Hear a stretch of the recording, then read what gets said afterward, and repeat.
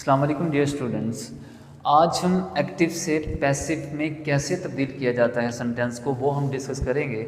अगर आप ये लेक्चर मुकम्मल देखें तो आपको जो है वो एक ही लेक्चर में ये सारे एक्टिव से पैसिव तमाम टेंसेस के समझ आ जाएंगे। एक ऐसा ज़बरदस्त कुलिया आपको बताने लगा हूँ। सबसे पहली बात तो ये है कि एक्टिव से पैसिव बनाते हुए एक्टिव सेंटेंस से जब पैसिव में बनाते हैं, आपको पता है कि एक्टिव वॉइस का जो स्ट्रक्चर होता है वो subject plus verb plus object होता है, और जब हम पैसिव में चेंज करते हैं तो उसका ऑब्जेक्ट सब्जेक्ट बन जाता है, सब्जेक्ट ऑब्जेक्ट बन जाता है और फॉर्म थर्ड ही इस्तेमाल होगी। पैसिव में ये कसम खा लें कि आप पैसिव में हमेशा थर्ड फॉर्म का इस्तेमाल करेंगे। अच्छा, अब देखिए सबसे पहले बात करते हैं कि प्रेजेंट इंडेफिनिट सेंटेंसेस को, जो प्रेजेंट इंडेफिनिट टेंस है, उसको हम कैसे आगे पैसिव में चेंज करेंगे। अच्छा, आपने ये जो मैंने हेल्पिंग वर्ब्स लिखे हैं, आपने सिर्फ इन पे फोकस करना है, फ़िलहाल सिर्फ इन पे फोकस करना है। प्रेजेंट इंडेफिनिट आपको पता है कि किसी रूटीन को जाहिर करता है, ये किसी जनरल थिंग को या फैक्ट को जाहिर करता है। अच्छा, अब देखें यहाँ पे फर्स्ट फॉर्म ऑफ वर्ब इसमें इस्तेमाल होता है और डू डज का इस्तेमाल किया जाता है।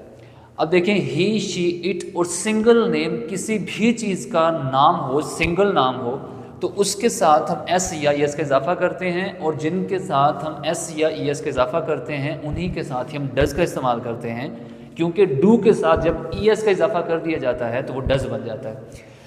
अच्छा, अब देखें इसको प्रेजेंट इंडेफिनिट को जब हम चेंज करेंगे तो हम प्रेजेंट कंटिन्यूअस के हेल्पिंग वर्ब्स को उठाएंगे। प्रेजेंट इंडेफिनिट को चेंज करेंगे जब पैसिव में, तो सिर्फ आपने प्रेजेंट कंटिन्यूअस के हेल्पिंग वर्ब को देखना है। यानी प्रेजेंट कंटिन्यूअस में हम इज एम आर का इस्तेमाल करते हैं, फॉर्म तो इसमें फोर्थ इस्तेमाल होती, फोर्थ तो हम वैसे हम कहते हैं उसको फोर्थ, लेकिन फोर्थ फॉर्म नहीं होती और प्रेजेंट पार्टिसिपल होता है। तो अब देखें यहाँ पे वर्ब प्लस आईएनजी ये प्रेजेंट कंटिन्यूअस में इस्तेमाल होता है, लेकिन जैसा कि मैं आपको पहले बता चुका हूँ कि हम पैसिव में हमेशा थर्ड फॉर्म का इस्तेमाल करते हैं। तो पहली बात तो ये कि हम सिर्फ हेल्पिंग वर्ब, इनके जो हेल्पिंग वर्ब्स हैं सिर्फ उनको उठाएंगे। अब देखेंगे सबसे पहले हमने काम क्या करना है कि ये जो ऑब्जेक्ट है इसको हम सब्जेक्ट बना देंगे। पहली बात ये ऑब्जेक्ट को सब्जेक्ट बनाएंगे, द रूम। अब देखें कि द रूम, अब इसके साथ इन में से कौन सा हेल्पिंग वर्ब आ रहा है, इज आ रहा है, एम आ रहा है, आर आ रहा है, तो डेफिनेटली रूम सिंगुलर है तो इज आएगा, द रूम इज। उसके बाद देखें ये वर्ब है, मैंने कहा कि हम हमेशा पैसिव में वर्ब की थर्ड फॉर्म का इस्तेमाल करते हैं, तो ये क्लीन हो जाएगा, cleaned, the room is cleaned. अब इसके सब्जेक्ट को हम ऑब्जेक्ट बना देंगे, इसका ऑब्जेक्टिव केस होता है हिम, ठीक है। तो ये हमारे पास पैसिव बन गया, ये एक्टिव था, इसको हमने पैसिव में चेंज कर दिया। उसके बाद देखें पास्ट इंडेफिनिट, या हम पहले इसको देख लेते हैं कि प्रेजेंट कंटिन्यूअस को जब आप चेंज करते हैं तो फिर आप हेल्पिंग वर्ब वही रखते हैं, साथ में सिर्फ बीइंग का इजाफा कर देते हैं। फर्ज करें हम कहते हैं कि I am cleaning the room. अब यहाँ पे ये हमारे पास एक्टिव सेंटेंस है, एक्टिव। प्रेजेंट कंटिन्यूअस को हम कैसे चेंज करेंगे जब प्रेजेंट कंटिन्यूअस का सेंटेंस आता है। प्रेजेंट कंटिन्यूअस मौजूदा ज़माने में कोई काम कंटिन्यू है, I am teaching, I am recording a video, या हम कहते हैं I am cleaning the room, तो इसमें मतलब कि मौजूदा ज़माने में काम कंटिन्यू है, I am cleaning the room. अब यहाँ पे देखिए आईएनजी फॉर्म आ रही है, यानी यहाँ पे हम प्रेजेंट पार्टिसिपल का इस्तेमाल कर रहे हैं, ये इसका हेल्पिंग वर्ब है। इसको जब पैसिव में चेंज करेंगे तो हमने यही हेल्पिंग वर्ब रहने देने हैं, हम सिर्फ और सिर्फ बीइंग का इजाफा करेंगे। सबसे पहली बात मैंने आपको बताया था कि हम ऑब्जेक्ट को सब्जेक्ट बनाएंगे, द रूम इज। अब क्या करना है, हमने बीइंग का इजाफा करना है, बीइंग, और इसकी थर्ड फॉर्म क्या होगी, क्लीन्ड बाय। ये जो सब्जेक्ट है, जो डूअर ऑफ एन एक्शन है, इसको हम ऑब्जेक्ट बना देंगे। आई का ऑब्जेक्टिव केस होता है मी, ठीक है, the room is being cleaned by me, ये इसका पैसिव बन गया। उसके बाद आते हैं हम पास्ट इंडेफिनिट की तरफ। पास्ट इंडेफिनिट, अच्छा पहले अगर आप कहते हैं तो पहले प्रेजेंट कंप्लीट कर लेते हैं। प्रेजेंट इंडेफिनिट, प्रेजेंट कंटिन्यूअस, वैसे आपको समझ नहीं आएगी, लेकिन जिस फार्मूले के तहत मैं पढ़ाना चाह रहा हूँ आप उस फार्मूले के तहत देखें, सिर्फ आपको मुकम्मल समझ आ जाएगी। अब देखिए हम पास्ट इंडेफिनिट को देखते हैं। पास्ट इंडेफिनिट 12 के 12 टेंसेज में ये वाह टेंस होता है कि जिसमें सेकंड फॉर्म ऑफ वर्ब का इस्तेमाल किया जाता है। अच्छा आप देखें सेकंड फॉर्म और डिड, जब हमने नेगेटिव बनाना, इसमें जब हमने नेगेटिव या इंट्रोगेटिव बनाना है तो फिर डू डज का इस्तेमाल किया जाता है, और इसमें जब हमने नेगेटिव या इंट्रोगेटिव बनाना है तो डिड का इस्तेमाल किया जाता है। पहले मैंने क्या बताया आपको कि हम सबसे पहले इसके ऑब्जेक्ट को सब्जेक्ट बनाएंगे, द रूम। अच्छा अब देखें कि इनमें से यानी पास्ट इंडेफिनिट को हम जब चेंज करेंगे पैसिव में तो पास्ट कंटिन्यूअस के हेल्पिंग वर्ब्स उठाएंगे सब्जेक्ट के मुताबिक, यानी जो ऑब्जेक्ट को हमने सब्जेक्ट बनाया है इसके मुताबिक आपने हेल्पिंग वर्ब लेने हैं। इनमें से रूम सिंगुलर है तो फिर वॉज आएगा, द रूम वॉज। अब देखें इसकी थर्ड फॉर्म, ये सेकंड और थर्ड एक ही होती है, क्लीन्ड बाय, ये इसको हम ऑब्जेक्ट बना देंगे हिम, ठीक है, ये हमारे पास बन गया, मतलब the room was cleaned by him, ये हमारे पास पैसिव का सेंटेंस बन गया। उसके बाद हम देखते हैं फ्यूचर इंडेफिनिट। फ्यूचर इंडेफिनिट को जब चेंज करते हैं तो फ्यूचर कंटिन्यूअस के हेल्पिंग वर्ब उठाते हैं, he will clean the room. First करिए सेंटेंस है हमारे पास, he will clean the room. इसको हम पैसिव में जब चेंज करेंगे तो क्या करेंगे, पहले तो हम ऑब्जेक्ट को सब्जेक्ट बनाएंगे, द रूम, उसके बाद सिंगुलर है, ये इसमें इशू नहीं होता, विल और शेल इतना कोई कंपल्सरी रूल नहीं है कि आपने लाजमी शेल आए हुई के साथ ही शेल लगाना है, या ये कोई मसला नहीं, आप विल भी लगा सकते हैं सबके साथ। द रूम विल बी, क्योंकि हम इनका हेल्पिंग वर्ब को लेंगे, विल बी क्लीन्ड, हेल्पिंग, मैंने आपको बताया कि थर्ड फॉर्म ही हमेशा इस्तेमाल होती है, क्लीन बाय, इसका ऑब्जेक्टिव केस हिम, ठीक है जी, ये हमारे पास पैसिव बन गया। उसके बाद आते हैं इनकी तरफ, पास्ट कंटिन्यूअस की तरफ। पास्ट कंटिन्यूअस यानी कोई गुजर गया है जो ज़माना, उसमें कोई काम कंटिन्यू था लेकिन अब नहीं है। ही वॉज वॉचिंग टेलीविजन, वो टीवी देख रहा था।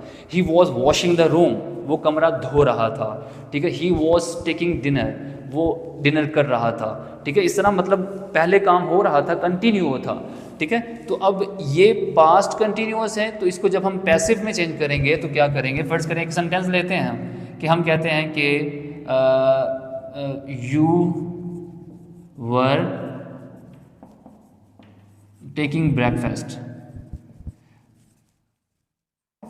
You were taking breakfast.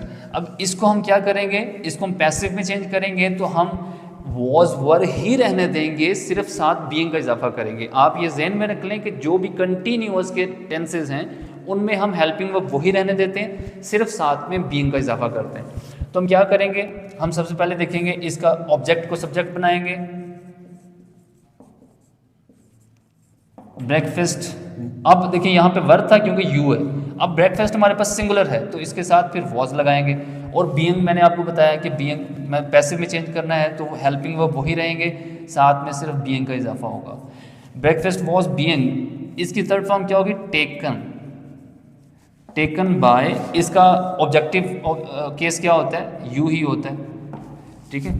तो breakfast was being taken by you, ये इसका पैसिव बन गया। उसके बाद आगे चलते हैं, ये फ्यूचर इंडेफिनिट। फ्यूचर इंडेफिनिट को हमने फ्यूचर कंटिन्यूअस के हेल्पिंग वर्ब उठाए थे। अब फ्यूचर कंटिन्यूअस का सेंटेंस अगर आ जाता है, विल बी का इस्तेमाल जिसमें होता है, उसको जब हम आगे पैसिव में चेंज करेंगे तो हम पैसिव में चेंज नहीं कर सकते, ये नॉट एप्लीकेबल। लेकिन बहुत सारी बुक्स में जो कि कैम्ब्रिज की बुक्स हैं उनमें वो कर देते हैं चेंज, ठीक है। लेकिन हमारे पंजाब के बोर्ड में या बलूचिस्तान के बोर्ड में, हमारे पाकिस्तान में जो अमूमन ये इसको चेंज नहीं किया जाता। लेकिन अगर बिलफर्ज आ जाता है तो आप उसको विल बी बीइंग में चेंज कर देंगे, शैल बी बीइंग में चेंज कर देंगे, ठीक है। इसका ये रूल है, बाकी आता नहीं है। अगर आ जाता है तो जैसे हमने ये बीइंग का चेंज किया है, यानी वॉज, ये वाला एम इस बीइंग, मतलब साथ में हेल्पिंग वर्ब के साथ बीइंग का इजाफा, वॉज वर्ब के साथ बीइंग का इजाफा, और इसमें हम विल बी के साथ बीइंग का इजाफा कर देते हैं, बाकी ये आता नहीं है ऐसा।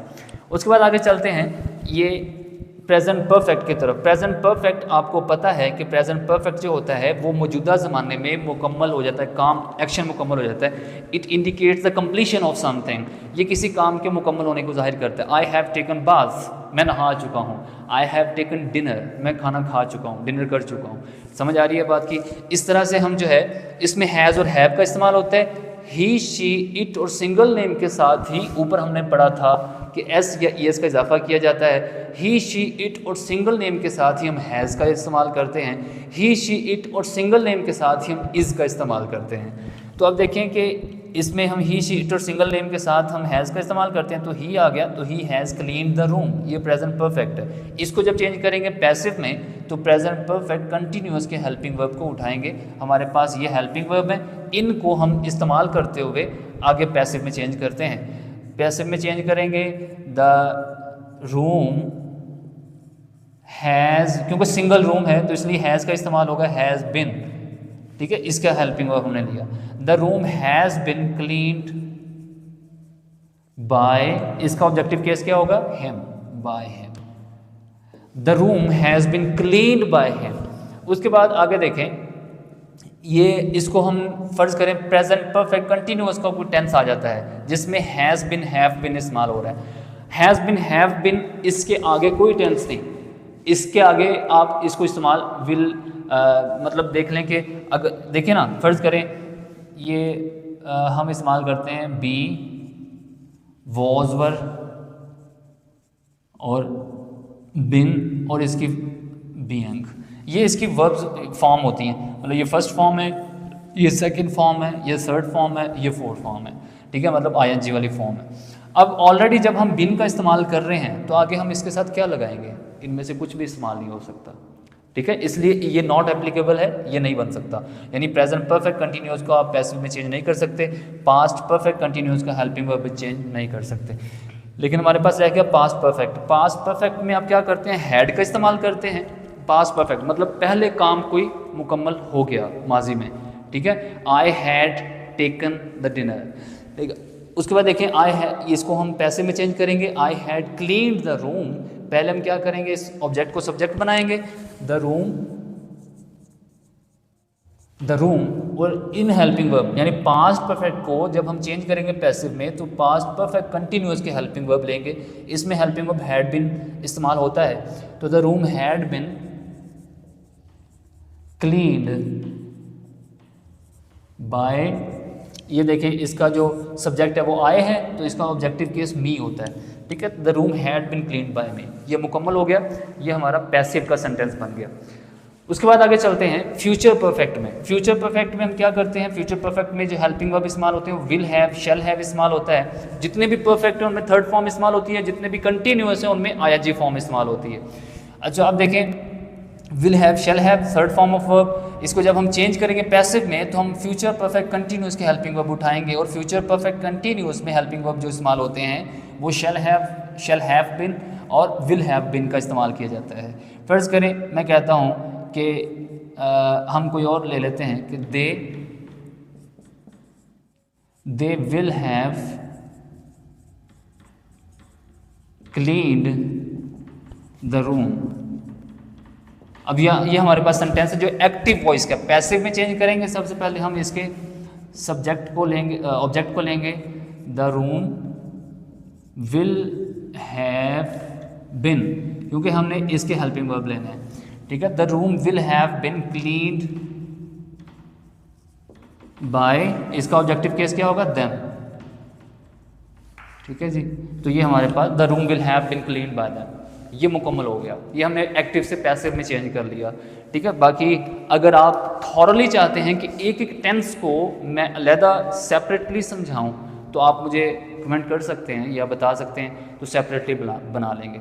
लेकिन मुझे नहीं लगता, ये बिल्कुल जो ज़ीरो बंदा होगा जिसको बिल्कुल एक्टिव वॉइस पैसिव वॉइस का नहीं पता उसको समझ नहीं आई होगी। बाकी जिसको थोड़ा बहुत आइडिया है, जिसको मतलब कि जो फ़र्ज़ करें जो मैट्रिक के बाद के स्टूडेंट्स हैं वो मोस्टली उनको ये सारा समझ आ गया होगा जिनको पहले से आइडिया था। ये बहुत आसान सा टॉपिक है। अब देखें प्रेजेंट इंडेफिनिट को प्रेजेंट कंटिन्यूअस हेल्पिंग वर्ब लेंगे, पास्ट इंडेफिनिट पास्ट कंटिन्यूअस के हेल्पिंग वर्ब लेंगे, फ्यूचर इंडेफिनिट फ्यूचर कंटिन्यूअस के हेल्पिंग वर्ब लेंगे, प्रेजेंट परफेक्ट कंटिन्यूअस के हेल्पिंग वर्ब लेंगे, पास्ट परफेक्ट कंटिन्यूअस के हेल्पिंग वर्ब लेंगे, ठीक है। और आगे फिर प्रेजेंट कंटिन्यूअस है तो हेल्पिंग वर्ब वही रहेंगे, साथ बीइंग का इजाफा होगा, पास्ट कंटिन्यूअस हेल्पिंग वर्ब वही रहेंगे, साथ बीइंग का इजाफा होगा, ठीक है। फ्यूचर कंटिन्यूअस हेल्पिंग वर्ब वही रहेंगे, साथ बीइंग का इजाफा होगा, ठीक है। पास्ट प्रेजेंट परफेक्ट कंटिन्यूअस ये नहीं हो सकता, पास्ट परफेक्ट कंटिन्यूअस ये भी नहीं हो सकता, और फ्यूचर परफेक्ट कंटिन्यूअस को जब चेंज करते हैं तो फ्यूचर परफेक्ट कंटिन्यूअस के हेल्पिंग वर्ब लेते हैं। दैट्स वेरी सिंपल, ठीक है। आप इसकी प्रैक्टिस करेंगे सारे, जब तक ग्रामर की प्रैक्टिस नहीं होगी तब तक आप ग्रामर में एक्सपर्ट नहीं हो सकते। आपकी उसमें जब तक प्रैक्टिस नहीं होगी आपको ग्रामर नहीं आएगी, ठीक है। इसलिए ये ज़रूरी है कि आपको कम से कम इसके 20 से 25 सेंटेंसेस आपको इसके बनाने हैं, और हर टेंस के कम से कम 10-10 सेंटेंसेस आपको बनाने हैं। इसके नेगेटिव भी बनाएंगे आप, इंट्रोगेटिव भी बनाएंगे, डबल इंट्रोगेटिव भी बनाएंगे, और सारे सेंटेंसेस आप उसमें हेल्पिंग वर्ब का ही मतलब आपको आइडिया होगा कि हम नेगेटिव कैसे बनाते हैं और इंट्रोगेटिव कैसे बनाते हैं। ये हेल्पिंग वर्ब जब पता चल जाए तो फिर नेगेटिव और इंट्रोगेटिव बनाना कोई मुश्किल नहीं होता।